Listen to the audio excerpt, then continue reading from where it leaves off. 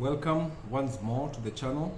This is where we talk matters international education, how to get into international schools, how to teach in them and thrive in them to create more responsible citizens, more responsible students who take charge of their own learning, who take responsible decisions.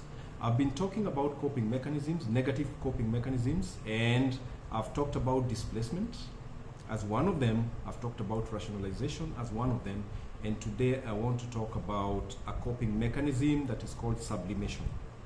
These coping mechanisms are usually perceived to be negative, but displacement, where you actually take your feelings, negative feelings, out on someone who is weaker, it's negative. Rationalizing, where you tell yourself lies that are rational, where you did not achieve a certain target, it's negative. But the one I want to talk about today is seen by psychologists as being a bit more positive. It's called sublimation. Sublimation, allow me to read one definition of sublimation so that we are able to be on the same page. Okay, so sublimation as a coping mechanism, it's when your mind takes a strong, uncomfortable, or socially unacceptable emotion or impulse and you channel it into something positive, creative, or socially useful.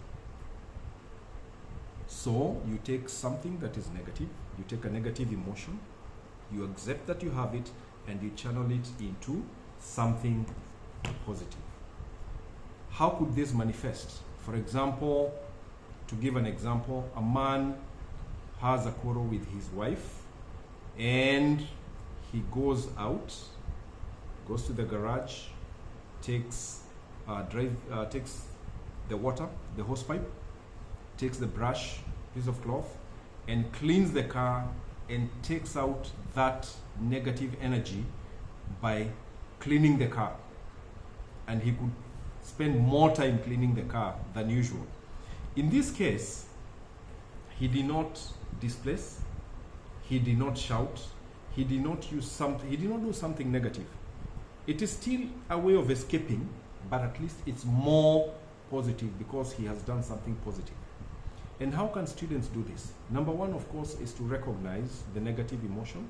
And number two is how can they channel it into something more positive.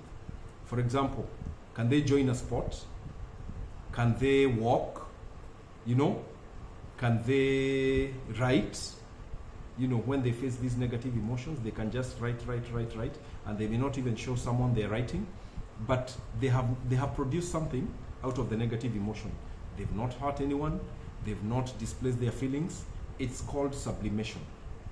It's a bit more positive. Of course, it should not be used as a way of escape, so that students or individuals are not addressing the root problem. But if it's a once off or once in a while, then it is more acceptable to go into sublimation than these other negative coping mechanisms. So to sum it up, sublimation is where you take negative feelings or negative emotions or impulses and you channel them into something more positive.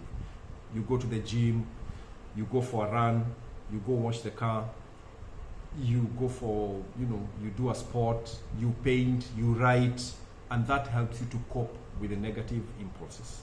So thank you very much. Consider subscribing to my channel so that once I do videos like this, YouTube will be able to notify you.